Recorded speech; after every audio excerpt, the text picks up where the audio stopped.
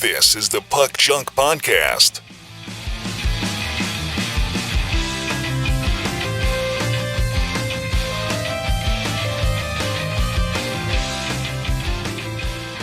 Hello and welcome to the Puck Junk Hockey Podcast. I'm Sal Berry. With me is Tim Parish, and today we are going to talk about the 2024-25 Parkhurst Champions Hockey Card set. We're also going to talk about a few other odds and ends, such as eBay announcing some changes to its platform, Team USA winning the Hlinka Gretzky Cup, and the NHL Network announcing its quarter-century team. So, Tim, how have you been since the last time we talked? Feels like it's been about a week. Oh, life is a turbulent wave, my friend. Oh, yeah. You got hit by the rain, huh? Oh, yeah. That's not even what I was thinking of. So, want to hear a funny story real quick? Would love to. We got pounded by the rain between Saturday into Sunday morning. So, my oldest son's baseball games got canceled, which is fine. I mean, you can cancel games and they won't make them up, and then everybody will complain that they never made the games up. So we, anyway, that's besides the point. It rained a ton. Our pool filled all the way up to the top, but the rain came down so fast in the early mornings that our drains in our backyard couldn't keep up. So the yard flooded to the point where when I went into the pool yesterday and I was getting everything ready to get in the pool, I'm walking through the yard and I'm like, why is there mulch in the yard? And I was walking around the yard and there's a line of mulch. It's a straight line that goes from way in the corner across. I don't have mulch anywhere near where this stuff is. So it looks like a line, like an animal had dropped pieces of mulch in a straight line. So there's a line across the yard that looks red because it's red mulch. I'm like, where in the world does this come from? And it dawned on me that when the water level came all the way up, it picked up the mulch in the corner by our rose bush and pushed it all to the edge of the water. And when the water subsided, it left the mulch and it left the line of where the water was. So you could really see how far the floodwaters came up the yard because it's like halfway up our yard. Wow. It's crazy. Yeah. We've been pretty fortunate here in Chicago. I mean, we had some heavy rains. And, that's always a concern, but we were relatively unscathed by that. So, well, the fact that I initially thought it was an animal that was just placing pieces in this straight line. Well, animals aren't that neat, though, unfortunately. I mean, yeah. You ever watch a stream of ants and they're all marching in a straight line? That's how the mulch was in my yard. It was just a straight line. Made no sense until I realized. So anyway, I'm not the brightest bulb sometimes. Well, you just thought maybe you didn't know. I mean, you didn't think about it. I mean, you try to think of all different reasons. How could this happen? And then, once you kind of rule out the most ridiculous ideas, then you go, oh yeah, you know what they say, the simplest explanation is probably the most likely. Yeah. So, well, that's what it was. So, yeah. But we're all better now. How about you? I'm okay. I'm okay. I'm just enjoying life as a teacher who's currently not teaching. So I've been trying to get caught up on things. I say things, but really that just means planning for the next quarter. So I got 3 classes in the fall, and 2 of them I've taught quite a bit. The third one I've only taught one time, and it only meets once a year. So I'm like, I really got to revise, update some of the material, because the first time I taught the class, I was like, this isn't so good. Just like a podcast. You do one, you go, how can this be better? And then you do it a little better next time, and you do it a little better next time, right? So that's kind of like what I'm like as a teacher, unlike some teachers. Just think, we've done 224 and we can't figure it out. So I know, right? It's a constant work in progress. Yeah.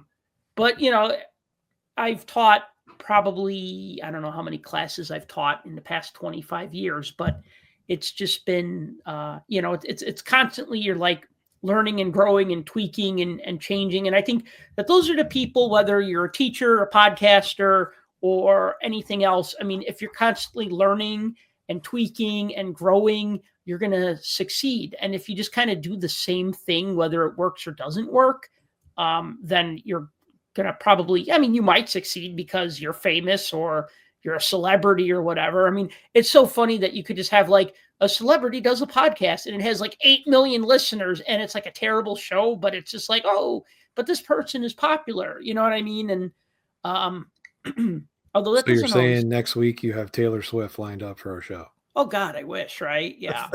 So she's a football fan, not a hockey fan. So I don't... Did you see the picture and the video of her and Kelsey skating in the hockey rink? I did, and I just didn't want to click on it because I really don't care. Do you want to fill us in? They're invading our space. No. I have nothing else to say. Okay. Nothing else to say. Yeah, no. So, and then the other thing too is I've been working on just trying to get caught up and get ahead on articles, pieces for the Hockey News, pieces for Sports Collectors Digest, and then, still try to write for Puck Junk whenever I can. I mean, I do the newsletter every week, but just try to write whenever I could do like a box break or something. And so that's really what I've been just trying to do these past couple of weeks since the National and what I'm going to try to do the next couple of weeks. Oh, by the way, if you go to the Hockey News website, they recently published 2 of my articles online. They published one about 5 NHL all rookie team oddities. I think they put that one up last week. And then this week they put up my article entitled Taxed Out, which is how the tariffs are affecting the trading card market. And I caught that one today. I was just going to tell you. Yeah. Did you read it or just look at the pictures?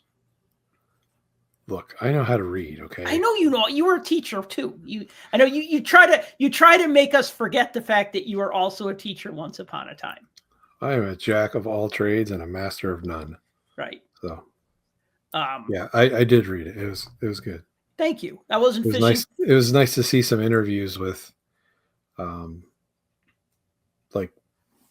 random people that you don't normally see. So. Well, I don't know if it was to get their opinions. Well, I mean, I interviewed a dealer in Canada. Yeah. That seemed kind of important to talk to because they're the ones getting hit the hardest by these tariffs of the products from the United States going into Canada. So that was... Nobody really does that. They're going to ask their local influencer how it's affecting them. Yeah. Gary V, what do you think? Well, I think that the healthy is still strong. The hobby is still healthy and strong, right? Yeah.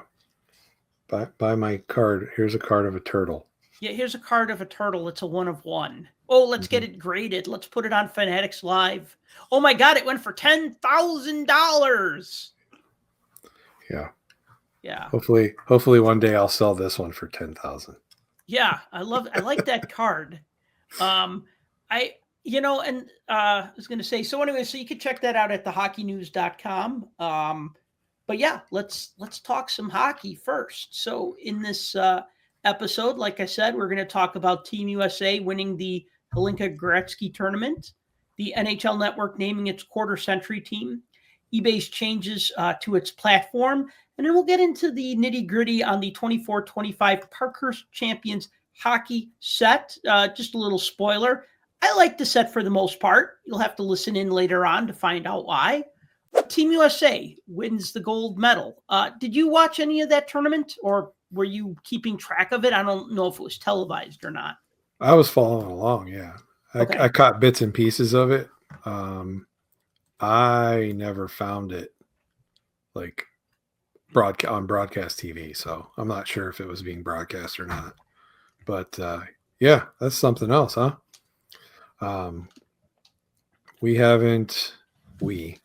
I say it like I'm on the team. USA hasn't won since 2003. And yeah, I mean, it's a rarity that you see this type of tournament, the USA team turn out for this. First of all, before we get too far into the weeds on this, people are probably like, the Hlinka Gretzky Cup? What in the world is that? So this used to be called the Junior World Cup, and then it got renamed in honor of Ivan Hlinka when he tragically was killed in a car accident back in 2004. Czech hockey legend. And then when all of the countries that were involved in this agreed to bring Canada in as one of the main countries as far as organizing and hosting and all of that. Added Gretzky's name to it. So that's kind of where it's at. So what does this become? Well, it's International Hockey Tournament. It's for the young kids. This is the U18 level. It's best on best. You may not have heard of any of these guys' names before, but these are guys that you're probably going to see in the next year or the following year's NHL draft. Typically you're going to have Canada, Sweden, Finland, the US, Switzerland, Slovakia, Czechia are usually all the countries that get invitations to this. And they run it like preliminary round, semifinal, medal round games, kind of like the Olympics and a lot of the other international sports. So that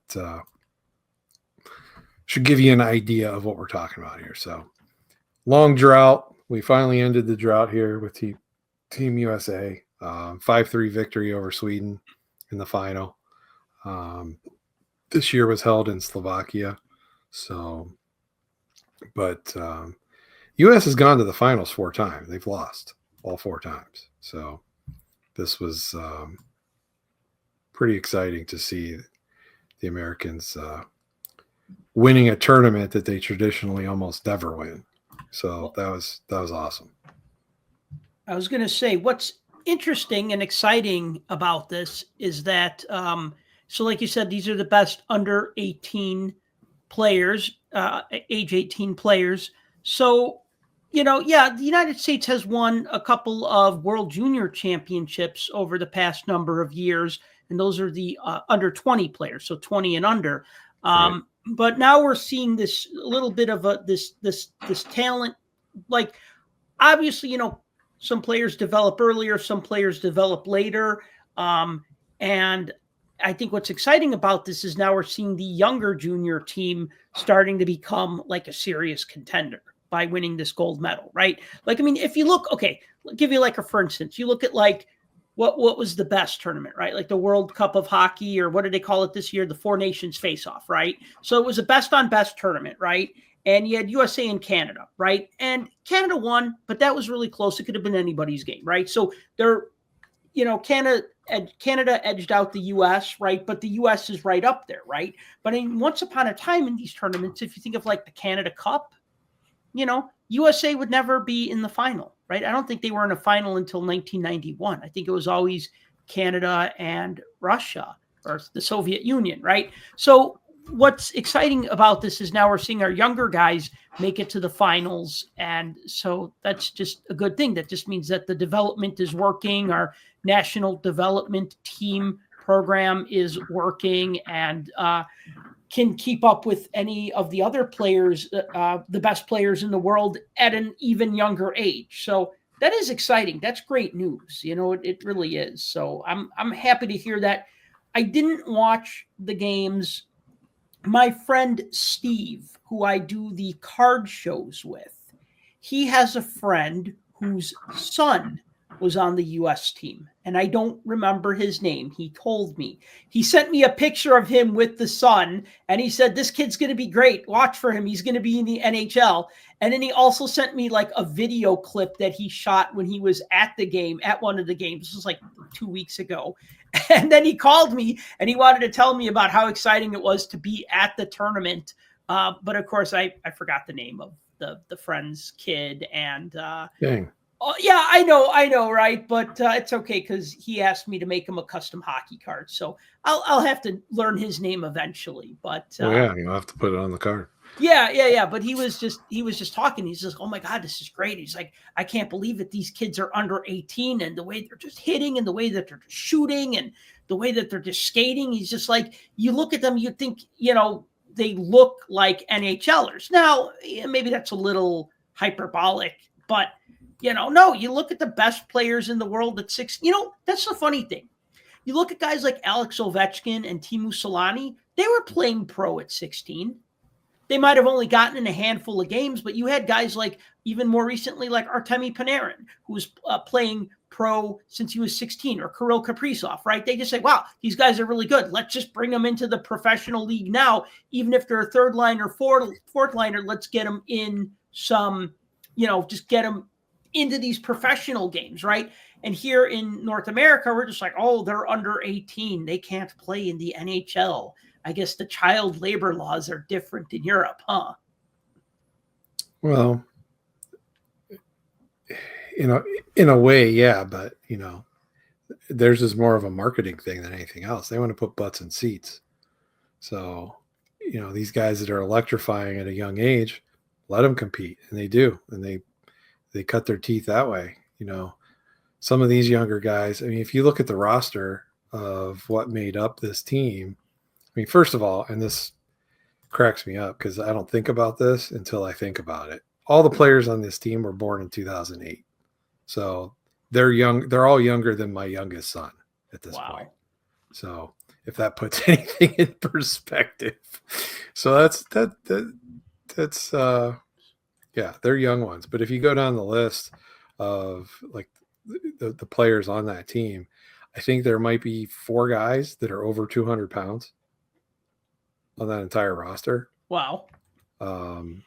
So, guys are, they still got to grow a little bit. They still got to put weight on. I mean, they have 2 forwards on their team that are listed at 165. So, I mean, a lot of these guys are still kind of growing into it. And I know you say you don't remember the kid's name. Is he somebody from around here, around Chicago area? Maybe. Because if it is, I'm going to go out on a limb and say it was Jack Hextall. Nope. I would remember the name Hextall. Because he's from Rolling Meadows. So, and he's basically the he was the champ of that game. 3-point performance in the finals. What position? He is a forward. Yeah, I think this kid was a defenseman, but it doesn't matter because I don't really remember his name. No, I just know that my friend was excited to go to the tournament, and now my friend's kid is on the team, and he's one of the defensemen, and he's doing really great. So he was just really happy about that. I was just taking a wild guess, but no, it's okay. I mean, again, these are names you're going to hear in the drafts coming up. I mean, most of these players all come from like 16U squads. They play in the WHL. They played in the OHL. Many of them are college committed. I think there's a couple players going to Michigan State. I think Harvey Caden, I only remember his name because he's going to Penn State. But like a lot of the major players in college hockey, Boston College, Quinnipiac, UMass, they have commitments for a lot of those. So it's really great. It's a good boost for the Team USA and the Team USA program. It also shows that the United States is a force to be reckoned with going forward, because what is this, in the last 2 years, USA's won in one form or another 5 or 6 different tournaments. Right. So, yeah. So that's pretty good. Up and coming program. World Junior Watch out for US. Championships. We're coming for Canada. Yeah. No, hey, no, competition is great. That's the one thing I kind of tease Canadians about. It's like, if Canada wins, they're always like, oh, the Canadian hockey fans are like, oh, Canada's the best, and we're just proving that we're the best, blah, blah, blah, right? And if they lose, they always find some reason like, oh, well, we didn't have our best guy, or the U.S. gooned its way to the championship, or what. They can't just ever say, hey, cool, our competition got better, now we need to get better, right? You need that. You need that competition to make you better. And that's what the U.S. is doing. I mean, it's not going to be Russia for the next little while or great while. Yeah. And with this being a younger guy tournament, I mean, you don't see, there isn't the gooning per se, because you don't have the Kachuk brothers. Yeah. And you don't have the fighting like you do in professional level. You don't have a lot of the same kind of hitting. There's still hitting. Mm-hmm. I mean, there were some good hits in the tournament, but this is the 15th medal that USA has won in this tournament. Total. So they're only the second active participant in the tournament right now to win multiple medals. I think I saw something like Russia, Soviet Union lumped together. They've combined for 5 gold medals, but they haven't played since 21. Right. Tournament. So yeah, and they won it with special teams. So there you go. Special teams and defense that wins championships. And this is another proof of that. So. All right, moving on. I'd like to talk about the NHL Network naming its quarter century team. So it picked 12 forwards, 6 defensemen, 2 goaltenders, and tweeted out this nice graphic. By the way, I say graphic, so I'm going to read it to you because I know that many of you are listening to this podcast as it is a podcast, but we are also doing this as a video podcast. So if you're over on YouTube, you could see what we're talking about. If you're listening to this on your car or, I don't know, at the beach or on your commute to work or whatever, I understand that you're not going to be watching the video. So we'll still try to talk about what we're looking at. But it has this graphic here, and it says here, NHL Network's quarter century team. So for forwards, it lists out Patrice Bergeron, Sidney Crosby, Pavel Datsyuk, Leon Draisaitl, Patrick Kane, Andrei Kopitar, Nikita Kucherov, Nathan McKinnon, Evgeny Malkin, Connor McDavid, Alex Ovechkin, and Steven Stamkos. For defensemen, it lists out Drew Doughty, Victor Hedman, Duncan Keith, Cale Makar, Alex Pietrangelo, and Shea Weber. And then for the goaltenders, Jonathan Quick and Andrei Vasilevsky. And then at the bottom, there's fine print that says player must have debuted on or after January 1st, 2000. So that is the NHL Network's quarter century team. Now, I got to say, whenever you do these sort of all-time teams, all-decade teams, all-team teams, whatever, there's always going to be people who disagree. I disagree with some of this list. I like most of this list. I feel like it's solid. I do think that the NHL Network just saying, hey, well, it's 2025. Let's do an all-time team for the last 25 years. That just seems so arbitrary and stupid. Like they just had to come up with something. You know what I mean? Like, oh, we just, people like to do that. Like, if I hear Mount Rushmore one more time, I'm going to barf. And not really, because I'm going to probably hear it one more time before the end of this podcast. But, people always want to pick what's your Mount Rushmore or your all-star team or the best players from your team in its history or whatever. And I think my first problem with this is that stupid arbitrary rule that says players must have debuted on or after January 1st, 2000. So if they started during the 99-2000 year or 99-2000 season, at the beginning of that season, they're disqualified. But if they made the debut after January 1, then they qualify. That just seems, I understand why they're doing that, but that's not really, I don't feel like that makes sense because a lot of times, how many guys who were drafted in the 80s didn't really become known until the 90s? Or how many guys who were drafted in the early 2000s didn't really become known until the later 2000s? You know what I mean? Like there's always that little bit of development time. And I mean, one glaring omission when I saw this, and then I read that caveat, but I looked at this and I said, where's Joe Thornton? Where is Joe Thornton? He's not on this list because he made his NHL debut during the 97-98 season. It was not a very good season. His teammate Sergei Samsonov won the Calder Trophy as Rookie of the Year. Even though Thornton was drafted first overall, he had a very slow first year. He didn't really come into things until the 2000s, and then especially 2005, 2006, halfway through when he got traded to the Sharks.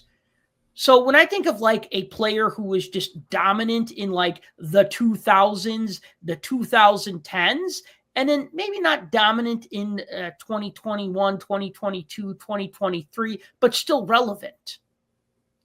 I mean, Mario Lemieux was not dominant in the early 2000s, although he did put up some really good points his half year back and then the next year, but he was still relevant. You know what I mean? He was still putting up the points. He was still contributing, right? And apples and oranges, he's a different type of player, right?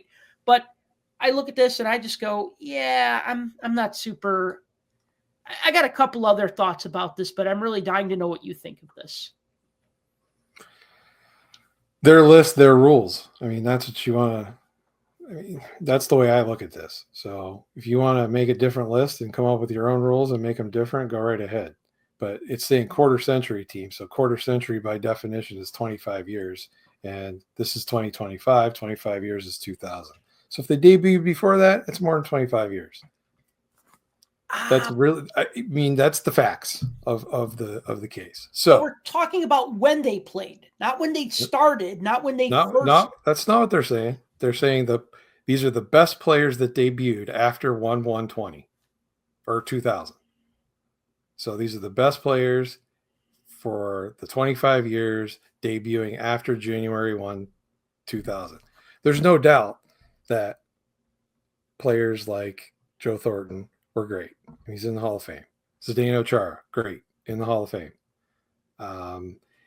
If you read the comments after they posted this, all the people posting, where's Nick Lidstrom? Well, again, he debuted well before the requirement on this list.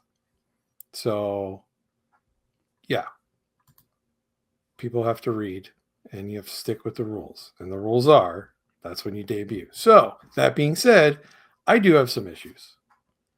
There's no Zetterberg.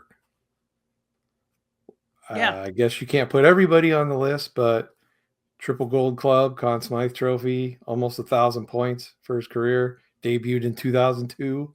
So he qualifies.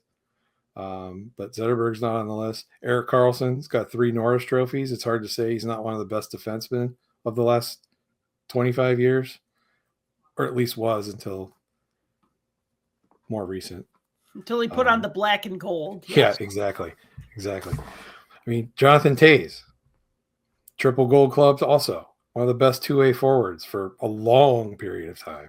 He's got 3 cups. He's got a Conn Smythe. He's got a Selke. He's definitely going to be a first ballot Hall of Famer if he ever decides to retire for real.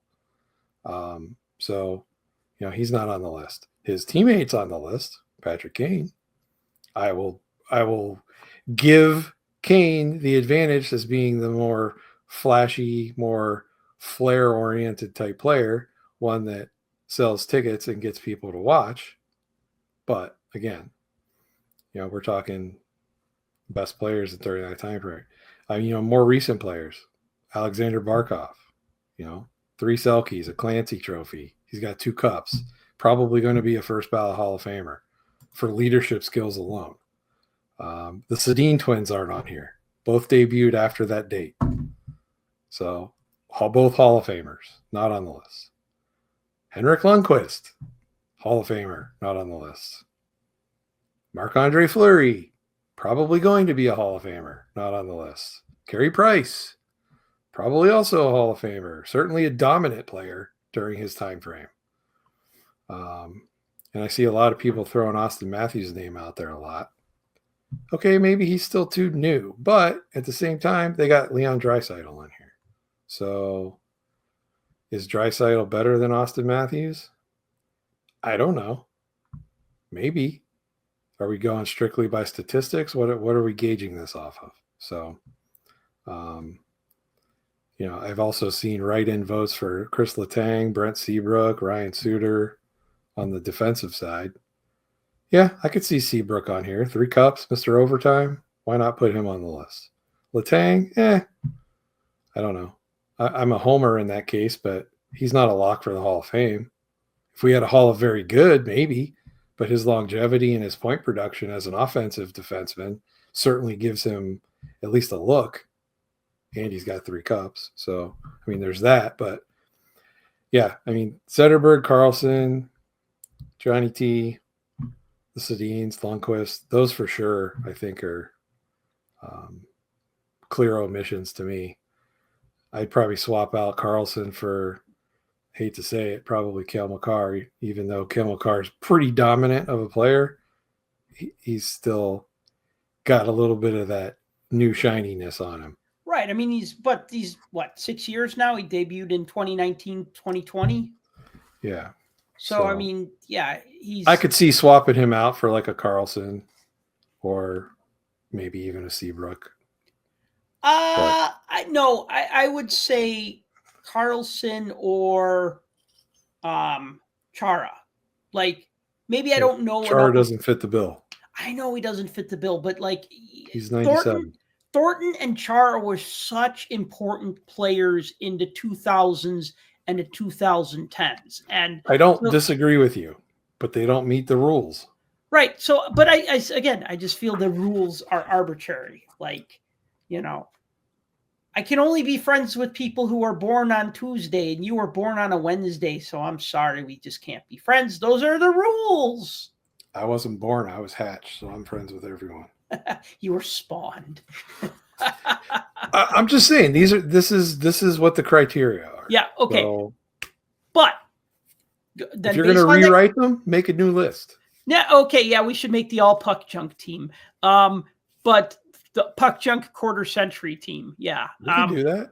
But here's what I want to say. Just looking at this goaltender list, I was really surprised by that because when I think of goaltenders who are dominant in the 2000s and the 2010s, I think of Marc-Andre Fleury and Henrik Lundqvist. And those would have been the two that I would have picked for this. Both made their debut after January 1st of 2000. Both had decorated careers. Yes, Flower had the Stanley Cups. Lundqvist did not have the Stanley Cups. But just look at goalies who played a lot of games, who were exceptional for a long stretch of their career. That's both of those players, right? Now look at Jonathan Quick. Jonathan Quick was a damn good goaltender. I mean, I have to think about this, but I mean, is he the best U.S.-born goalie ever? I think so. It's hard to say he's not. I mean, I think of USA goalies. I think of John Van Beesbrook, Mike Richter, Ryan Miller. And then I think of Jonathan Quick, and I go, yeah, well, Quick was, better than those guys. And those were all great goalies, don't get me wrong. But, okay, but then I think of, like, who would I rather have, Jonathan Quick or Henrik Lundqvist? Jonathan Quick or Marc-Andre Fleury? Right. Although Quick won the Conn Smythe Trophy, so he's not – he's going to be in the Hall of Fame when he retires. And, heck, he's like 38 years old now, and he's still doing a great job, or he did good the last 2 seasons as Igor Shesterkin's backup in New York, right? Everybody thought that Quick would go and play 10, 12 games and just kind of ride it out until he was, 38, 39, 40, but he's actually doing good. He's doing really good for the Rangers. And I look at Vasilevsky and I go, yeah, he is a good goalie, but I think of him as like a good goalie, but a good goalie within the past 5 to 8 years, right? And so I feel like there's a little bit of recency bias, like, Cale Makar and Cale Makar and Nikita Kucherov. Nobody was talking about them 10 years ago. Well, Makar wasn't in the league 10 years ago. Was Kucherov around back then? I don't know. I only remember him once. I really kind of only really noticed him once the Lightning started winning Stanley Cups. Well, Kucherov's 32 years old, so that puts him in the 2011 draft. Okay. All right. That's fine. So he's been around a little while. But I agree that I think the goaltender choices are suspect. Who would you put in there?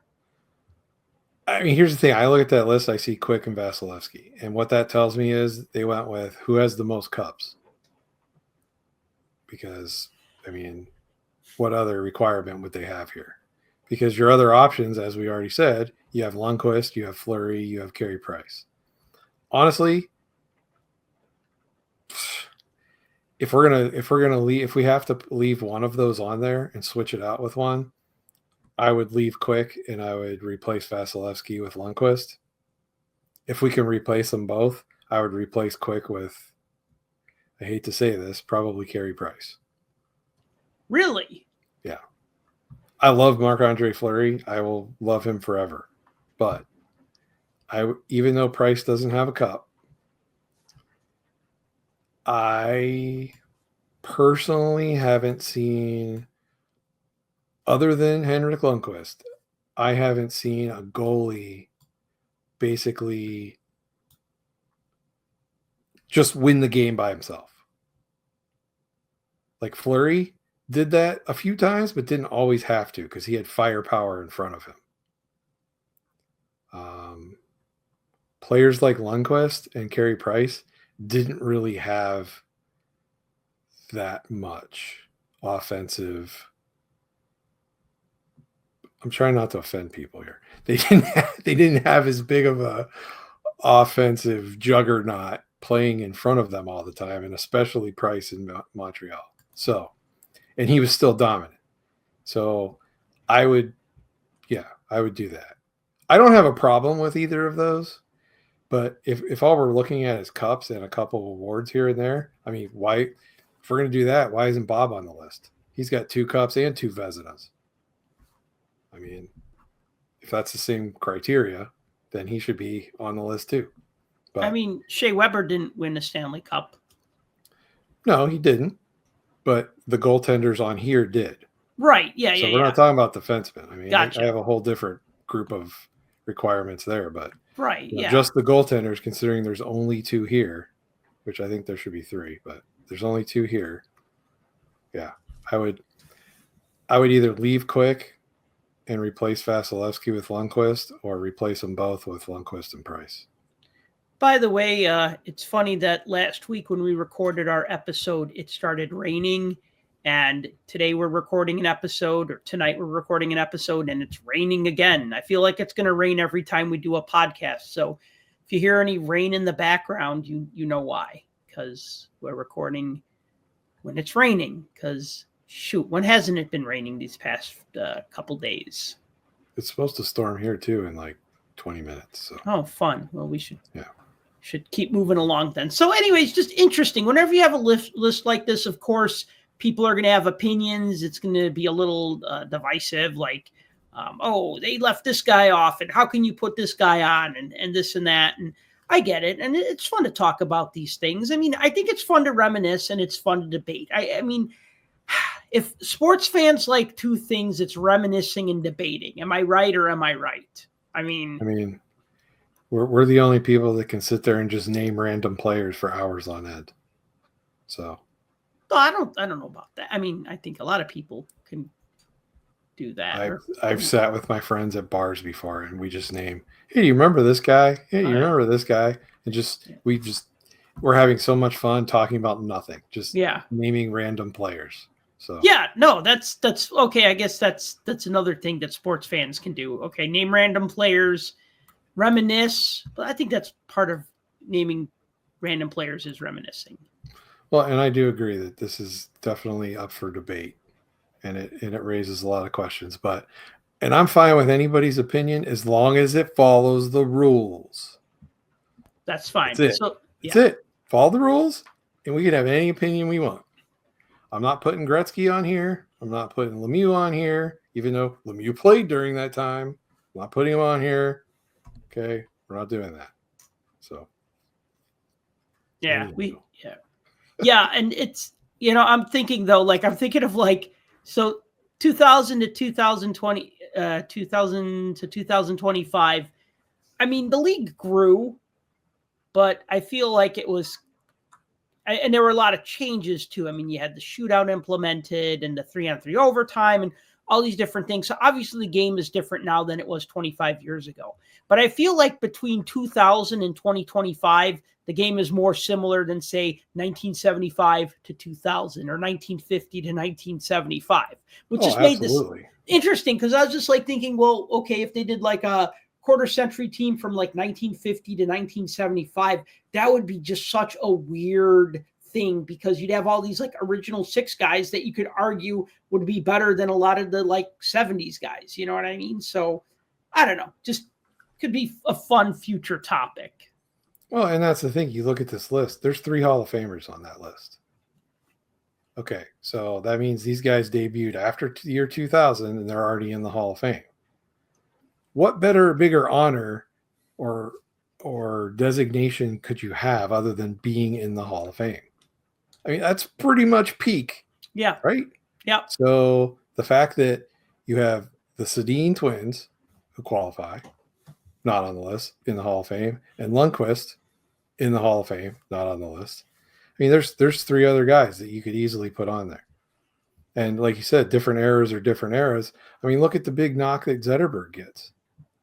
You know, you can pick him out and drop him anywhere you want. And he always gets labeled as, oh, he played during, dead puck. No,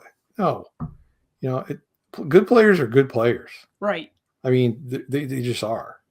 And whether you agree with the whole they could play in any era argument or not, I mean, you just have to look at it for what it is. Right. If they're the best or one of the best of the time frame that they play during, that's got to say something. Okay, moving on. eBay announces changes. So eBay announced that it's going to make some changes to its platform, including automated feedback if nobody reports any problems, the ability to make offers in messaging, tracking costs, eliminate item not received claims when there are shipping delays, and enhancement of AI functions. And just to backtrack, tracking costs meaning like a new spreadsheet or some view. I haven't really looked too much into it, but just basically tracking your costs of like when you sell stuff on eBay. Maybe trying to make that a little more transparent, because that's always something where I had to sit and be like, wait, this is what I made. This is what I got. How did they take out this much? And then I had to always kind of like, well, I mean, I would be able to read the fees, but I always felt like I was doing a little bit of detective work, like, oh, okay, this plus this. And then, okay, yeah, okay, it adds up, right? Like it wasn't as transparent, whereas like, give you just a for instance, and something that I've used more recently, Etsy, right? When I sell one of my Puck Junk t-shirts on Etsy, it will tell me, this is what you collected. This was sales tax, so that went here.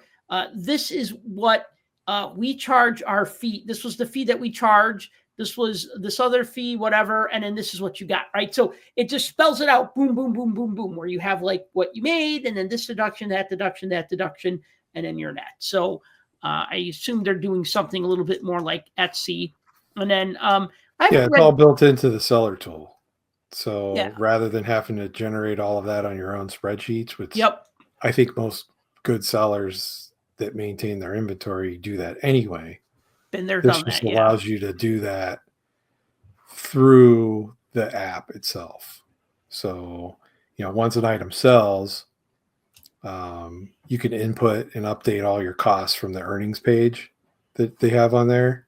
And that way you can, without having to use separate spreadsheets and stuff, you can update your cost data at any time you want, including like, putting in all of the data so like when the best times to do promotions are and when you should adjust for ad rates and all that kind of stuff. Obviously, that's going to help out more for higher volume sellers, but it's a cool feature. I haven't read into the AI enhancements too much, but I hope it does something about those atrocious descriptions, those atrocious item descriptions that are getting written. I mean, now I read something and it's like Wayne Gretzky 88-89 Topps hockey card. And it'd be like, the description would be like, this collectible Wayne Gretzky card is from the 1988-89 season and should be a treasured collectible for years to come. It depicts the player in a Los Angeles Kings uniform. And I'm like, it's just such you could just tell it's AI, because it's sure to be a collectible for years to come. It's so banal, just the writing on them is just like, ugh. For my understanding, the two things that I took out of the AI changes that they were making, in that case, one of them you're going to love, because it's the AI generated responses for typical messaging. So you can essentially like most people have sold on eBay. You sell on eBay, 10 seconds later, somebody says, when do you think you're going to ship this? Or did you ship it yet? Or, something like that. So typical messaging things that have already been pre-programmed into AI, it will automatically generate answers to like item specific questions. Now, it won't automatically send them. You could still review it and change it. But I mean, really, if this is saving time, I mean, how many people are just going to hit send? And it's going to be some crazy thing. But the idea behind it is it's supposed to review the information and spit something out that's not generic. It's supposed to be like item specific. So, but it is an AI generated response. Now that's the one thing. The other thing was inventory mapping. They were going to they have some type of AI powered listing services for bigger sellers. So if you're operating at a larger level with larger inventories, it's going to make inputting images and product IDs and cataloging type stuff a lot easier and scalable. And again, that's mostly for bigger sellers. So, but it's all AI driven. So, a couple of thoughts here. One is that I actually like the new messaging system because even though you can still have it sent, copied to your email, the old messaging system on eBay was like you'd send somebody a message and then they'd send you a reply. And then you'd go to like, you got a new message and go to my messages and then click on the message to read the message. So it was very much like email, you know what I mean? Or like a message board where you'd have to like go to that thread, click on it, and then read their reply. Now, when you send a message on eBay, it's like a chat window, almost like you're chatting with somebody. Well, that's exactly what it is. It's a chat window. So it's a little bit I don't want to say easier. It's just a little bit nicer. Like if you're asking about the item, it just automatically assumes that's the item you're talking about. If you got to that ask a question from the item page, right? In fact, I think I tried to ask a question and I didn't pick an item. And it was like, you must select at least one item to ask a question about, right? But then it was like a chat window. And then I would type a message. I'd walk away. I'd come back. I'd see that he replied, kind of like the old AOL Instant Messenger days. And it's live and in real time rather than taking forever back and forth. Right. And you could get it on your, on the eBay app also. So then now it could be kind of spontaneous or instant, you know what I mean? So like sometimes they get back to you right away, sometimes not. And that's okay. I mean, I'm the kind of person who looks at eBay, 5 minutes before bedtime and then ends up staying up a half an hour past his bedtime. And then I go, oh, that's interesting, but I got a question, right? And I'll always send a question like after midnight, because that's usually when I would do that sort of thing. Well, no, I'd send questions whenever, but you know what I mean? I don't expect an answer right away, but like during the day, I'm surprised how fast it is. And then even like I messaged and I just said, hey, I'm going to buy 4 of these things. Can you give me a discount? And then they responded with, well, it was kind of, they didn't like, it wasn't like an offer. Like I see what they're saying. You could do offers in the messaging window. I don't know if I want to do that. I don't want to be like, come on, man, don't be a dick. Just take 20. Come on, man, take 20. It's a $20 item. No, it's not a $30 item. No, I don't want. I just like to send an offer, send a counter offer. I kind of like that, right? Like you wanted 20 and I offered 15, and then you say 17.50, and I say okay, right? That's kind of the game, right? So I don't mind the offering the way it is, but yeah. Anything to make things better, make things faster, more user-friendly, and a nicer experience. Yeah, that's good. eBay's really upped its game ever since trading cards have become a hot thing again. And eBay realized, oh my God, we make a lot of money selling trading cards, right? Like, it's just funny how it's just kind of, no, I know it's more than that, but I'm just saying it's just funny how they've really kind of tried to up their game to remain competitive in the marketplace. Well, and it's all trading cards, whether it's sports cards, trading card games. It's the whole kit and caboodle. I can't even talk. You'd really like the username on like. There's a guy I saw on eBay today. His username was "I don't combine shipping." That was his username. Wow. He was to say he only had like a 38 seller rating. Wow. He had 100% feedback. I couldn't figure that one out. So I want to ask him, do you combine shipping? Do you combine shipping? So well, you're going to charge me $4 in real time. Huh? Now you could in real time. Yeah. Are we there yet? Are we there yet? Yeah. Do you combine shipping? Right? Like, you're going to charge me $4 per item for all 14 items. Well, that's the old school way of not combining shipping on anything. You make your money off of the shipping costs. So, this sold for 99 cents. I think it's a $3 card. So I'm going to charge $19 for shipping. So, oh God. Oh my God. So I'm reminiscing about the old eBay scams. So I remember when I had a modded PlayStation 1, the original PS, the not the PlayStation 2, the PlayStation 1, the PS1, or just the PlayStation. And so one of the things you could do is you could play burned games that were extracted and then burned to a CD-ROM, right? Of course, you had to have your PlayStation modded to play that, right? So people would sell these burns of a game, the new Tomb Raider game, but it would be burned on a CD. And they would sell it for like, they would say, we're selling this backup copy of the new I'll just say Tomb Raider game, or the new Need for Speed game, or Gran Turismo game, or whatever, right? But then they'd say, or they'd say, we're selling this ballpoint pen for $19.99, and we'll also include this backup of this video game, right? They'd call it a backup, like a burnt backup of the game.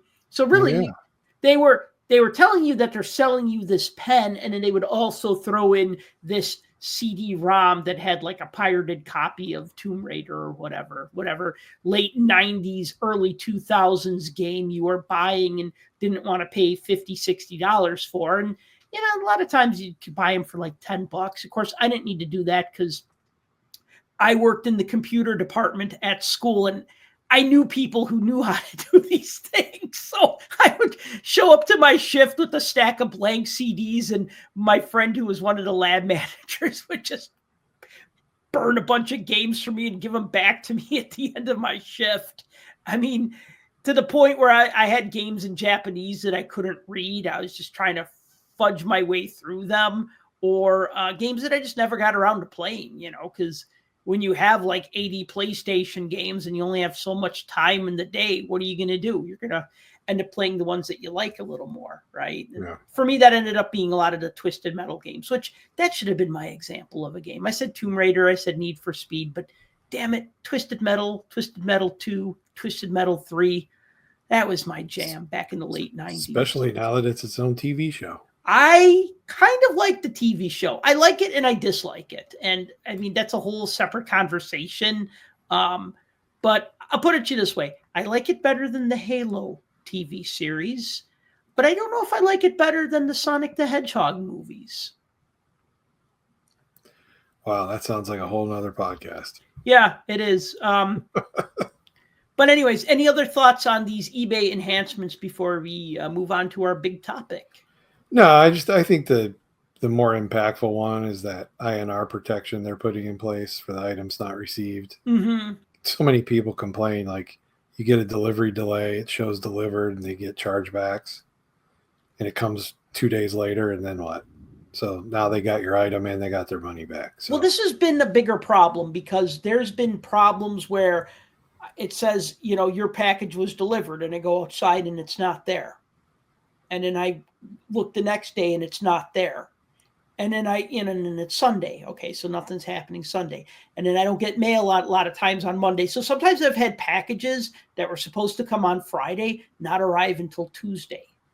And so this thing happens and I'm aware of it now. So I've told the people or the seller, I said, look, says it was delivered. I didn't get it. This is kind of a problem that I'm having with my post office. Can you at least tell me what the package looks like and also keep an eye out if it bounces back to you? And they're always, 10 times out of 10, super helpful. And they'll even say, yeah, if you don't get it in another week, let me know, you'll get a refund. Actually, I think that happened. I had a card. It was sent eBay standard envelope, said it was delivered, wasn't delivered.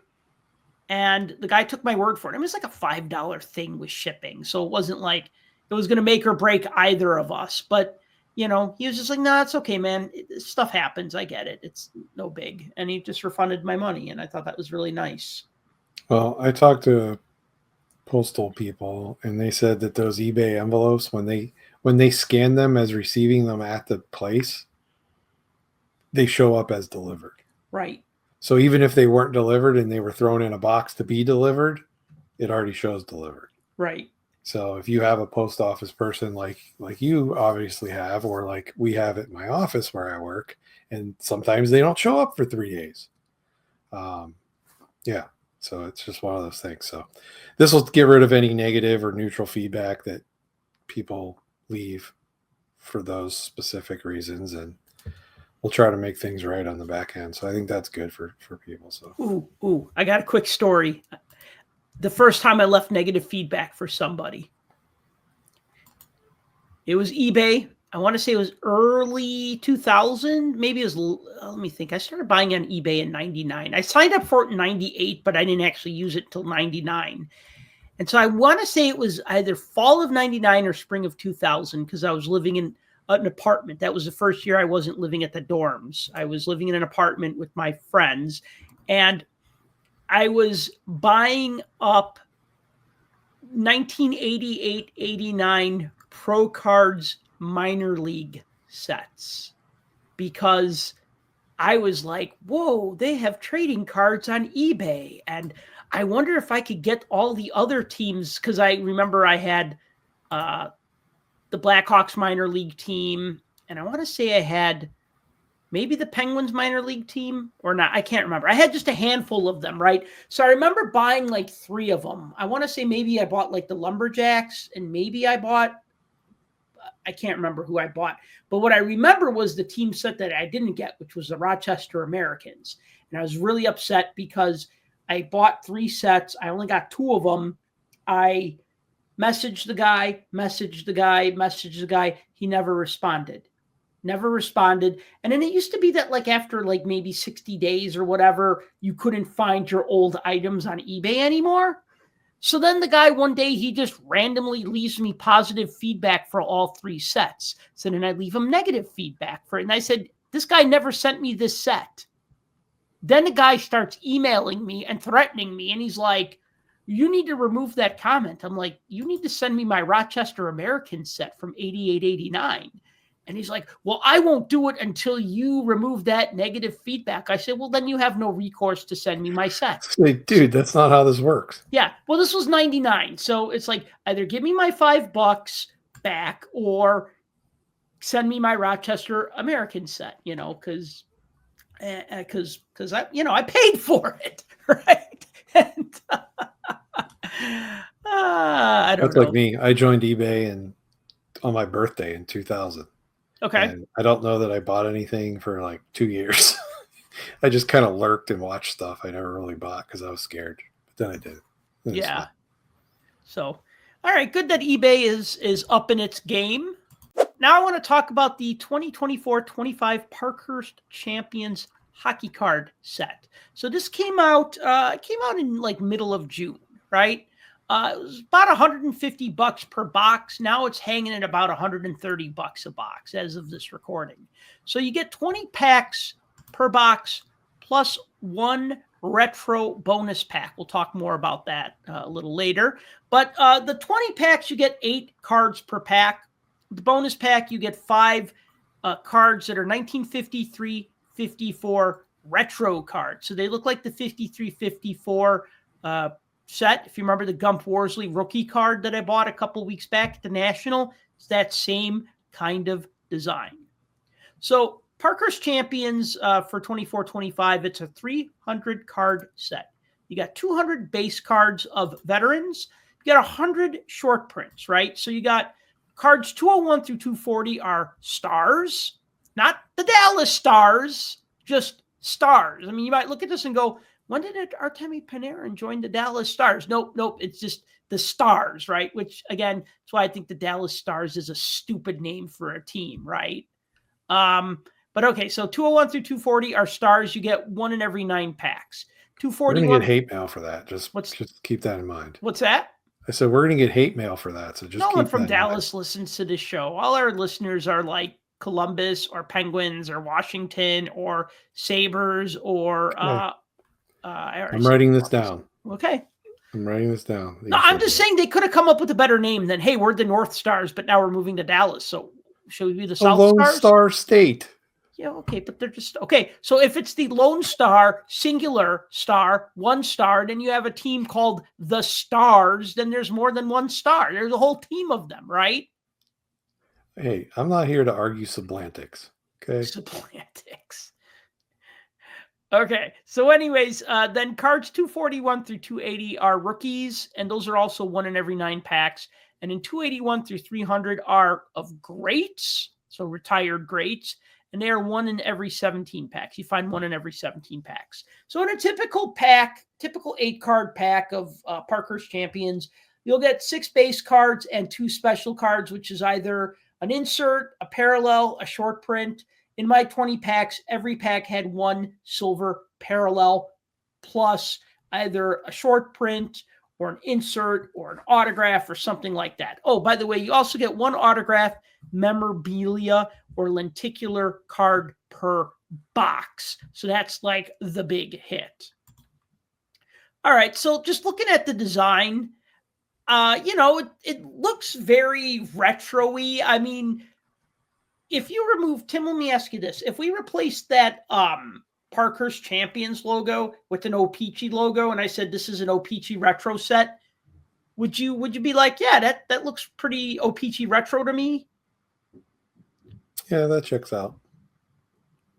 In fact, they may even have a design similar at some point. I just can't recall. Well, so just to describe for those of you listening to the show, so the fronts of the cards, they have tan borders or beige borders. They got the player superimposed on a brightly colored background. Well, not brightly, but a solid colored background. Sometimes it's a dark blue or dark red. Sometimes it's like an orange or a yellow. A lot of times it's a color that either is in the team's uniform. Actually, I think it's always a color that's in the team's uniform, and that's a problem because sometimes the contrast isn't so great. But anyways, so on the front, you got the player name, you got the position, the team name. You kind of have like this angular border, bright colored background or solid colored background. On the back, you have the same photo again, but not cut out. Looks like the same photo. Well, that one looks like a little different, the one that I'm looking at. But all these other ones I'm looking at, they're pretty much the same. I think they just tilted that Sergei Bobrovsky photo. A line of stats, career totals, vitals like height and weight, and, little biographical blurb. I mean, I'm reading this one right now. Bobrovsky stopped all 34 shots sent his way in a 4-0 Panthers whitewashing of visiting Colorado on February 10th, 2024. And you know what? I will sleep so much better knowing that he stopped 34 shots in a 4-0 win on February 10th of 2024. I mean, that's just so random. I get it. It was a shutout game, but these, tell me that Sergei Bobrovsky plays PlayStation 4 in his free time. That's way more interesting. Or that he has 2 brothers who are also pro hockey players in Russia. Not really. I don't know. But you know what I mean? Like, that's the kind of stuff that I want on the back of a hockey card. Not, Sidney Crosby had 2 assists in a 3-3 tie against the Flyers. It's just like, yay. Having been someone that has professionally written the backs of licensed NHL trading cards, would you say that this back is possibly AI generated? No, I don't think so. No? Okay. No, I really don't think so. Because I read it, it still seems, I don't know, the word whitewashing, I read that, I go, yeah, that's a little too creative. Oh, yes. Wow. Hey, that's twice you've complimented me now. You said my article was good, and you said professionally wrote licensed trading cards. That's right. I did have a one-time stint writing the backs of those Sibling Sensations cards that Upper Deck put out back in, let's say it was 2019. See, I remember things. Yeah. I forgot about that. Yeah, I did. In fact, I was just looking at those the other day because I stuck them in a binder. Oh, okay. Oh, so they're page worthy now. They were before. I just didn't have a binder to put them in. Right. Now I have a binder for random oddball things.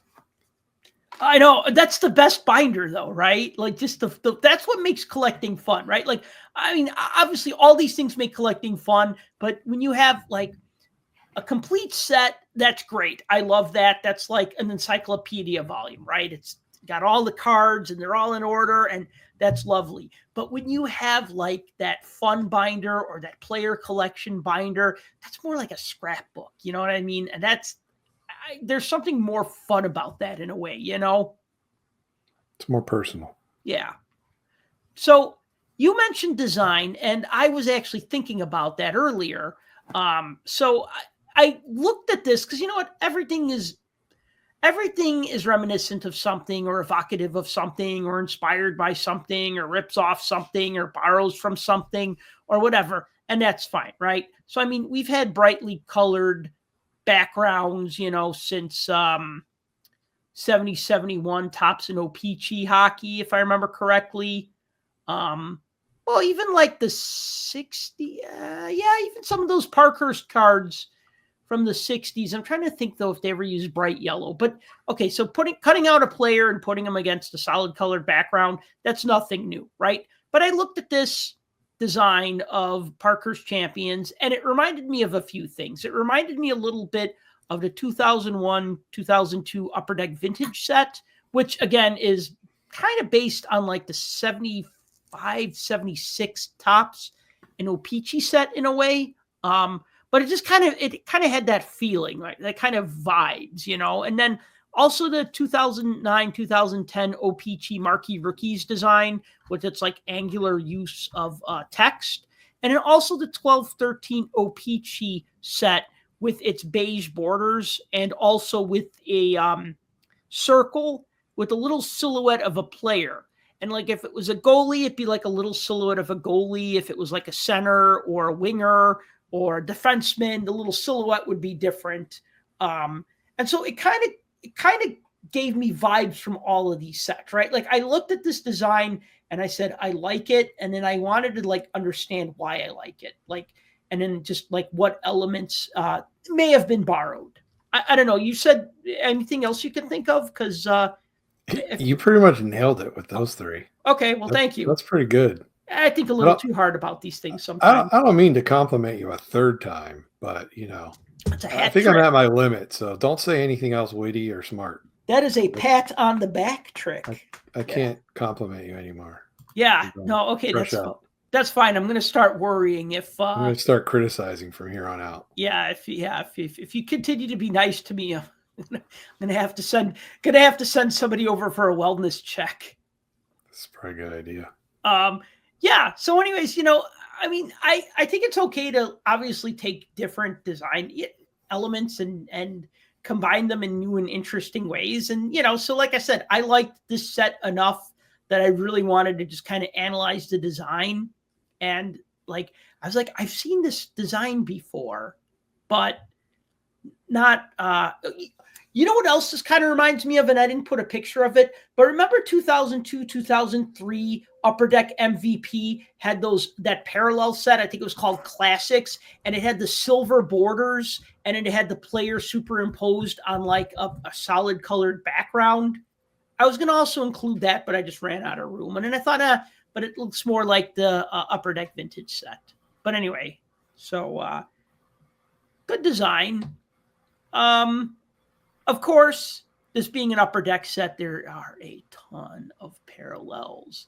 Now, those gray Red Wings ones, that looks like the old Classics. Yes, because that almost looks exactly like it. Yes. That's what made me think about it. Yeah. Was when I was looking through my my silver parallels, right? So there's silver parallels, there's rainbow foil board, there's shell pink, baby blue, black, and then there's different autographed versions. Now, it's not a true parallel set. I just put that on this picture because it just looked nice to have all the different autographs, all the different parallels together, right? Some of them are numbered. I think the pink are numbered out of 99, baby blue out of 25, black out of 10, and the autographs, I think those vary. Even the parallels. Shell pink. I've never seen a shell that was pink. That's more coral pink. Is that coral pink? Maybe it is. I don't know. I've never seen a shell that color, but no, that's true. Yeah. But I don't really mind the parallels so much. I don't know if I'd necessarily like getting one per pack of the silver, because it kind of feels like filler, but I get it. I mean, that's what they do. I mean, I kind of wish the one per pack was the short print, because I'll get to that a little later, but the short prints are just really, really, I got like I got 6 of them I got 6 of them in my box. So that's going to be a really uphill climb to try to build that set. At least they marked on the back what parallel they were. Thank you. I'm glad they started doing that the last few years, because the first few years of all the different colors, like in Allure and Platinum and stuff like that, it's really annoying. Because I'm like, I don't know what this is. This looks like silver, but it could be metal, or it could be gray, or it could be pewter. I don't know. So, well, what about those OPC, the glossy rookies? I don't know if they're glossy, but those OPC rookie cards that you'd get in upper deck packs. The gold versus the bronze. And nobody knows what the gold or the bronze is. No, you have to hold them in the light in a certain way, and one will get a slightly more orange tinge to it. But then you go, but that could kind of be gold too. You know what I mean? Like you look at it and go, but that could be gold. Yeah, maybe they were running out of ink, so it could be. Yeah. Right. Yeah. I like the fact they put that on there. So have they put what I noticed is that they put the name of the parallel next to the card number. Have they done that before? I haven't seen it like that. It's usually like down in the middle somewhere. Down at the bottom middle above the name of the set. Yeah, it'll be at the bottom by the set, or like right in the middle under the player photo. I don't like that because I've overlooked that before. Yeah, it's easy to find them if they're numbered, because most of the time there's only one set that's out of 25, or one that's out of 50, or one that's out of 75. But when they aren't, and there's so many that are close to each other, it's like, come on. Throw me a bone, something. I mean, I've bought base sets at shows and then gotten the set home, and I go through to put the cards in my pages, and I go through them. And I found that like sometimes they would put in a parallel version of the card because they weren't looking at the front. They probably had piles of these cards, like just in the hundreds or thousands, and they're just sorting them and going, okay, 192, 193, 194, 195, you know what I mean? And then not realizing that, if you flipped it over, that was a 1 out of 100, or, numbered out of 100, or, that was the silver version, or that was the foil version, right? Because on the back, because a lot of times the backs were the same. You would just look at the front and it might say like UD exclusive or something. So I like the fact that they put it right by the number, because when people sort these cards, what do? They look at the number, and that just makes it easier than also having to look, especially if you have like a bunch of them, then you have to like look a little closer to see if it says anything on the back, or flip it over. And when you're doing these by hundreds, it just makes sorting even harder. Although, I mean, it's not the end of the world, but it kind of was when I gave away an autographed card to somebody, because I was looking at numbers, and I know it on the back, it says, congratulations, you have received a card. But when you have just hundreds of these cards, and this was 15, maybe about 10 or 15 years ago. You know what I mean? When you just have a ton of the cards and you're just sorting them and you're just looking at the numbers, and, it just flew over my head. It happens. Yeah. Oh, I will say this though. Interestingly enough, these cards are signed on card, which is kind of nice. It's kind of different. I like it. I don't hate on the sticker autos, but I do appreciate how in this case, I got an autograph of Ryan Strome in the box that I opened. And, it's like the version of the card is they kind of screened back the color a little bit, and then they, had him sign it there. And I thought that was nice. I know it's also up on the other. It's up on the screen, but I'm showing it twice anyways, just because. Just in case they didn't believe that was your picture. Right, yeah. Some of these I pulled off of Trading Card DB because I didn't pull a black or a baby blue. But I did pull a couple of shell pinks. Rainbows, I pulled a bunch of those. I think I got 6 of those rainbow foil boards in my box. Oh, and then the inserts. 6. You said 6? Yeah, 6 rainbow foil boards. Okay. Yeah. And then some of the inserts, I think this is a pretty, I think, so the easier inserts, you got Adam Squad. I don't quite understand what that's supposed to be. Looks cool, though. Looks like an old 1950 sci-fi movie poster. I get it. I get what it's supposed to look like, but I just don't get the, why Adam Squad? Like, I don't. Because those players are the bomb. Oh. That was my dad joke for this evening. So no, I thought that actually makes sense. That actually makes a lot of sense. That's just my guess. I don't know. Crease Lightning. Do you want to explain that one? It's been used before, and apparently it's back. So, another reference to a Grease movie. Remember what we figure out? There's been two for sure, possibly 3 Grease references in card subset or insert names. And they're usually Crease Lightning or Crease. Yeah, usually. It creases the word. And now we have Crease Lightning. Yeah.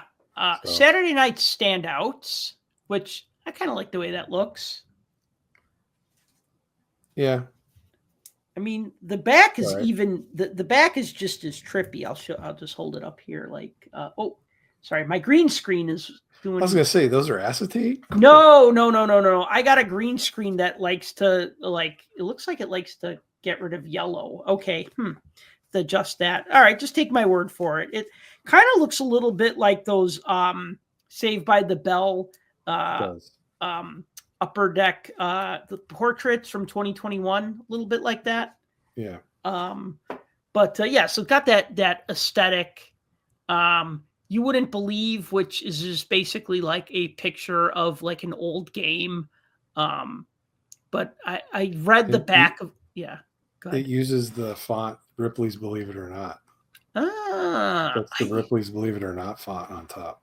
Oh, nice catch. I used to read that in the Sunday paper.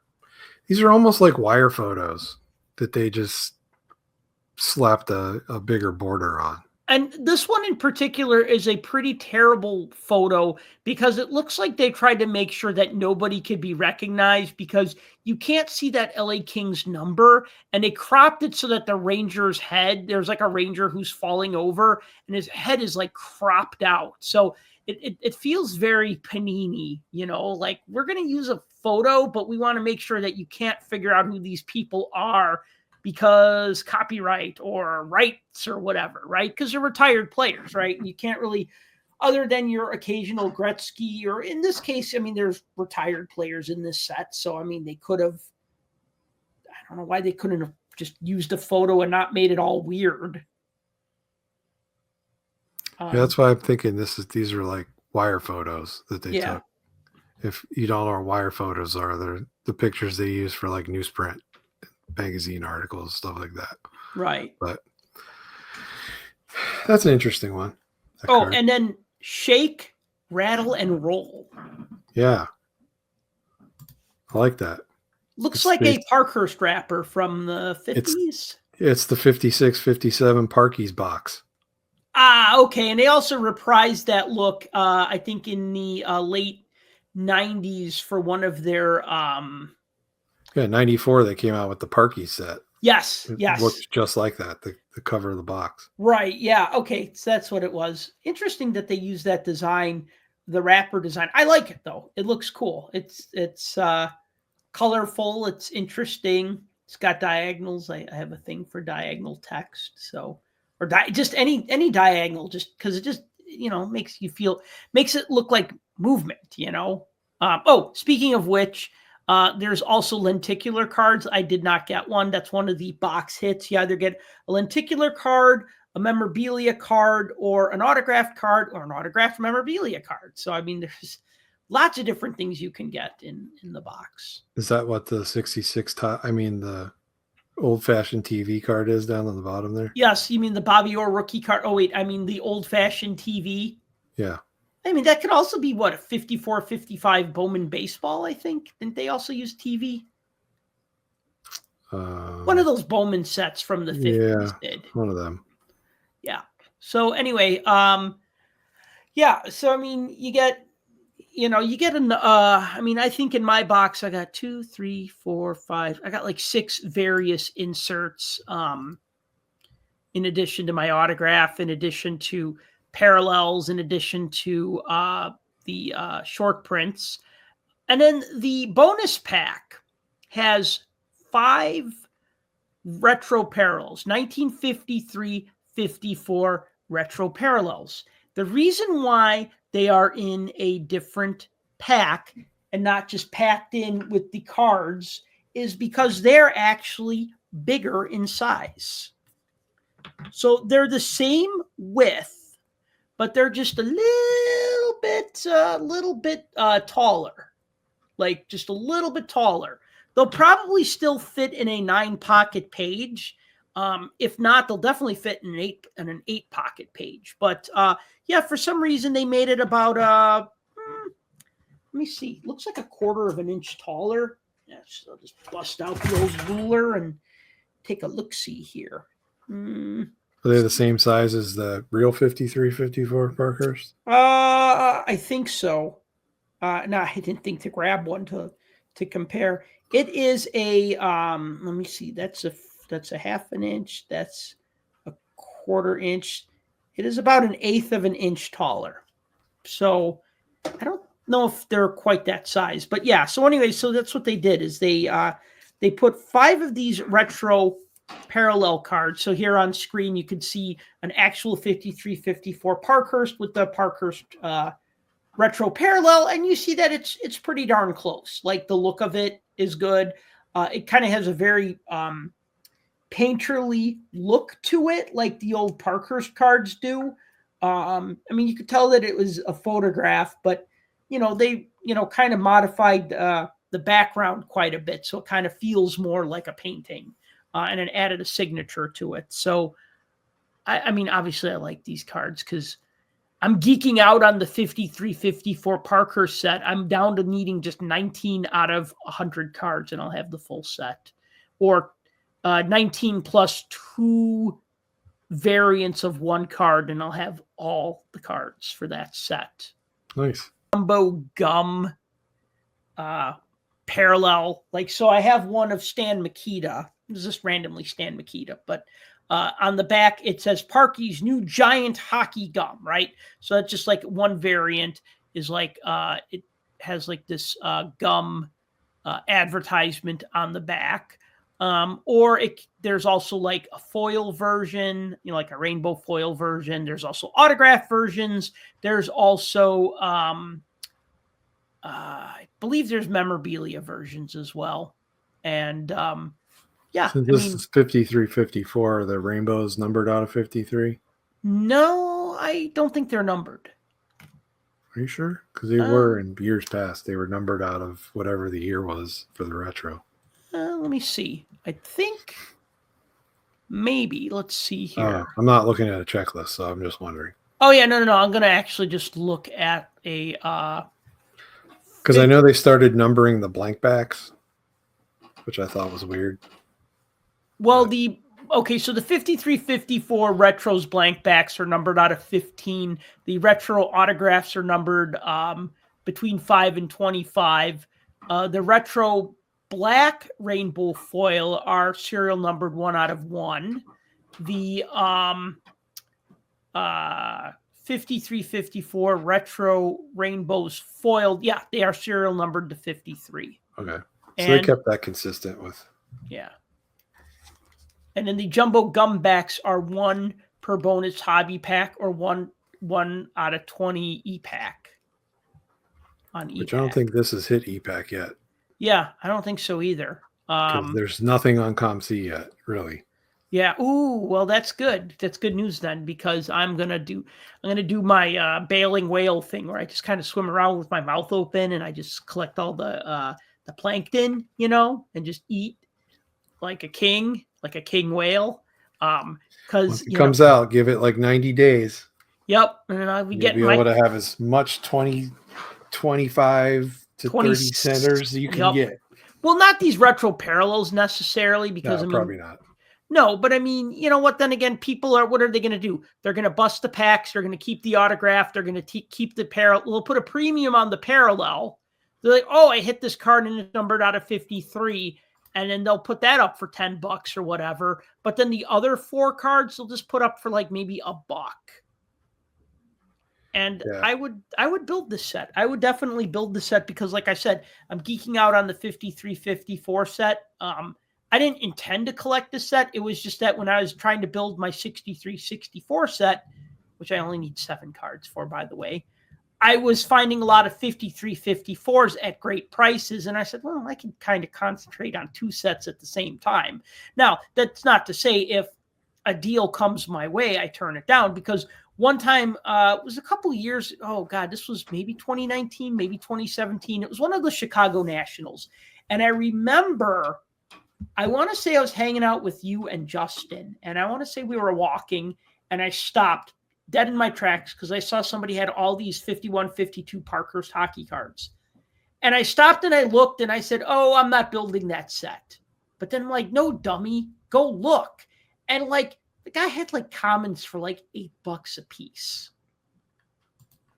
So I said, all right, I'm going to buy as many of these as I can afford to buy, because at $8 a card for a 51, common, you go to some other shows and they sell commons for $40, $50, which I get it, condition and time and this and that and whatever. But, sometimes you just got to be open to those opportunities. You know what I mean? Well, and as a collector, the best time to buy something you haven't seen is right now. Yeah. So, because you may never see it again or get it for that price again. So just to give you an idea, like I said, they haven't come out on e-pack yet because there'd be 1 million of them on ComC. Mm-hmm. There's only like 100 and some. So that's just the people that have sent them in. The retros right now, the most expensive ones on there are Connor Bedard and Cale Makar. $10. For this is on eBay? No, on ComC. Oh, so they are on ComC. Well, the people that sent them, they're not on there because of e-pack. Yeah, okay. Because if they were on there from e-pack, there'd be 10,000 of them. There's only 100. Yep. And then, like you said, race to the bottom. Bedard and Makar are $10. Everybody else falls in line behind. So yeah. So anyway, what's it called? So just a couple of my thoughts on this. The good, the bad, the ugly, right? The good, the cards look nice, and it's gonna sound weird, but the cards feel nice. They just have a nice. They're not glossy, but they have like a matte coating on them, so they're not like cardboard. They don't feel like old Topps card. They have kind of like a nice, kind of a slick feel to them, but not glossy. I can't quite explain it. Probably like the year that Opeachy switched over back to the white cardstock. Kind of, yeah, but like not really a gloss, almost like a like that spot varnish kind of feel. Kind of doesn't really feel like that though, but they have a nice feel. These would be great for autographs. I think an autograph on them would look great even without like the faded area. Like the autograph version obviously has the faded area, but like if you just like use these for like through the mail autographs or sent them in to get signed or brought them whatever to a signing event or whatever, I think these would be really nice for that. But I think the cards, The design is nice. That feel is just nice. I like just the feel of them. It's just very tactile, and I think their retro set is awesome. However, sometimes the players blend in with the backgrounds, and that is a problem. Where you got I get it. Okay, so you put a Red Wing on a red background. Well, guess what? Red Wings wear red half the time. So if they wear white, they still kind of blend in a little bit against the red background. So I think they should have been a little more selective. Got to go with that contrasting color, right? What color does a Red Wing not wear? Yellow. Okay, so let's not put them against the red background. Let's use a yellow background, right? But then I look at I have a card like say Steven Stamkos, right? And he's yellow against yellow, and he pops out because it's a darker yellow. But I mean, they could have put him against a different color, to kind of increase that contrast. So I think that's just one problem that I have. If you look here, I mean, you see Logan Cooley pops against that background because it's light enough. But you look at Dustin Wolf, and his shoulders are blending in with the red background. His shoulders on his Calgary Flames uniform. My rule about if you spend more than $100 a box, 100 or more, you should get an autograph. You get maybe an autograph because you might get a lenticular card or you might get a memorabilia card. I got an autograph of Ryan Strome. I'm like, all right, hey, it's an autograph, okay? But that's the thing. I feel like if you're spending that much money, especially if it's $130 to $150, I feel like an autograph should be guaranteed. And then there's just too many short prints, right? 100 short prints. It's a 200 card base set. And then another 100 short prints, right? So a third of the set is short printed. You look at the O-Pee-Chee with the ratio with O-Pee-Chee, right? 500 base cards, 100 short prints, right? So it's less than 20% of the set is short printed. Here it's a third of the set. And then you only get 5 or 6 short prints per box. I mean, you get 2 of one kind, 2 of another kind, and 1 of another kind. And I ended up getting 6. So I could have gotten 5, but somehow I lucked out and got 6. But that is just such a grind. Now, yes, if this comes out on e-Pack, if and when it does, that's going to flatten the price of the short prints a bit. But that's just my beef with this. I feel that you got 1 short print per pack, you get 20 of them, right? You still have to buy 5 boxes. Or if you get 1 in every other pack, that's 10, That's a little more normal, don't you think? It just depends on the price point. I mean, they're making this product be a certain level, so it's going to be higher than MVP and O-Pee-Chee, but it's not going to touch the cup. So, where does it fall in between there? Would you put this on level as a flagship, price point wise, or would you still say flagship's higher? Well, flagship is about $10 a pack. And this is coming out to about $650 to $750 a pack. But you get more packs, sure. Right? So it's still 120, 130 per box. I mean, flagship is honestly 120 to 150, unless Connor Bedard's in it, then it's $9 million. But I don't know. Well, I mean, yeah. I mean, I like having an autograph in a box. It's over $100. I think that ship has sailed though. We're past that now. We got to up that number expectation wise. We might get back to it in 5 years, but I mean, at least at this point, we're not there. And at least here you have an option. I mean, it's either an autograph or a memorabilia or a lenticular card. It's one of those 3. I know, but I just don't feel that it's not the same though, right? An autograph. I mean, I get it. If you get a jersey card of Connor McDavid, that's pretty darn good, right? But it's not the same as an autograph. Now it's well, would you rather have a jersey card of a great player, an autograph of a scrub player, right? Well, okay, I guess to each their own, right? Some people might want one more than the other one, right? I just don't like the fact that autographs are just becoming harder and harder to get. in a box, right? Especially if that box is costing you $130, $150. So what are you getting, right? At $150, you're spending like $7.50 a pack, right? And you're getting 8 cards. So you're paying almost $1 a card, right? These are not worth $1 a card, right? So I feel like there's like a lot of cost put into it, but you're not really getting your money's worth in that set. Now, I like this set. I'd like it better at $80 to $100, right? I think that seems more right, especially if like an autograph is a maybe thing and not a definite thing. But I feel that like for like $7.50 a pack, that's if you spent $150 on this. I mean, at the National couple weeks back, these were about $125 a box because I looked into the wrapper redemptions. I didn't do any of them, but I looked into it. I go, $125 a box. Okay, I'll wait a little. But my concern on that is always when it hits EPAC. I mean, that's the end of it. So if you pay $150, $125, even $100 for this box, it's fun. It's a cool product. It's nice to look at. There's a lot of variety, but good Lord, the bottom's about to drop out when it does that. That's my only gripe with this. If they didn't put this on EPAC, I'd have no problem with that. If my only option was to buy a hobby box to get this, or maybe if they had a blaster or something, that's different. But this is one of those, as you've already pointed out, race to the bottom products. But here's my counterpoint to that. The autographs fall 1 out of 80 packs on here. The memorabilia cards, the memorabilia card, because it's one of the 3. You get an autograph or a memorabilia or a Tigger. The jersey cards, like the stars, they're 1 out of 360 packs.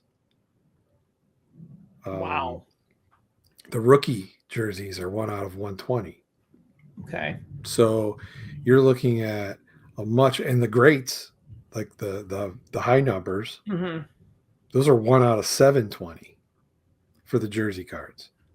So based off of that same logic, I mean, would you rather have an autograph card of Darren Radish or, Andrei Svechnikov? Or would you rather have like a 1 out of 360 jersey card of, one of the Hughes brothers or Nathan McKinnon or Pasternak or, a star player like that? Because the only cards that they made jerseys of are the stars or the rookies or the greats. All the base players, they don't have jersey cards. Yeah, so I wanna talk about that a little bit because that's another gripe. So I said that there's too many short prints, and part of my reasoning on that is, okay, there's 300 short prints. I feel a lot of times when they put legends in a set like this, I get it, it's a retro-y set, so you put in old guys and that makes sense. But a lot of times it just feels like filler, right? Like when it's like the original, some of those original Parkhurst Champions sets had like a mix of old and new players. So it felt a little more organic. Like, okay, here's Gordie Howe, and now here's Sidney Crosby, and here's Wayne Gretzky, and here's Alex Ovechkin, and here's Carey Price, and here's, Tony Esposito, right? Like whatever, right? Like, so it felt like a little more like intentional. When you just kind of, they say, oh, well, we got to get to 100 short prints. All right, let's shove in 20 retired greats. Although they are welcome, it's always nice to see these types of players in the sets. I feel like it's filler. It's less than 10% of the set, though. Of the whole set. Yeah, I mean, 300 base cards, only 20 of them are. So that's what? Yeah, but it's 6.66 repeating percent. But here's the other thing, though, is that they took the top 40 players in the league, give or take. I mean, it's 40 players, whether you think they're the top 40 or some of the top 40, and they made them the short prints, right? So if you're like, oh, I like, yes. So if you say, oh, you know what? I can't wait to get Sidney Crosby in this design. Well, that's a short print. Oh, I want Connor Bedard, also a short print. Ovechkin, short print. Shesterkin, short print. I think he's a short print, right? So like all of these, actually, I'm not sure about Shesterkin. But the point is that so the best players are hard to get. So I don't like that. That's the other thing. Like if they just said, all right, you know what? Make those 40 best players part of the base set, get rid of the 40 worst players in the base set, still keep it at 200 cards, and then 50 rookie cards, made it 250 cards. Perfect. Shesterkin is not a short print. Okay. I didn't think so because I got one. I might have even gotten the silver parallel, but yeah. So that's the other thing is that like, I feel like there's too many short prints just to be short prints. And then they make it hard to get all the short prints when you only get 5 or 6 per box, right? It's all about the chase. No, I get it. That's the gamble part of it. Everybody wants some kind of chase, some kind of incentive. Otherwise, they're not going to buy this product. They got to make this attractive to those that are buying in volume. Oh, of course. Yeah. Because you got to make the hits feel like hits when they're one in every 120 packs. Yeah. Yeah. Like, I don't know how many people outside of Columbus that are going to get super excited about hitting a Luca Del Bel Belouz short print rookie. Yeah, I know, right? I feel like although this rookie class has got, I mean, it's a good rookie class. Okay, Yeah, go on. 24, 25, I think it's a decent rookie class still. You know, you got Michkov in there, you got Will Smith in there, you got Lane Hudson in there, you got Celebrini in there. It's a decent rookie class. 2 years from now, we'll bring this up again, and maybe it will still be decent. I don't know. Yeah, you're we right. all know the prospects in hockey take a little longer to marinate.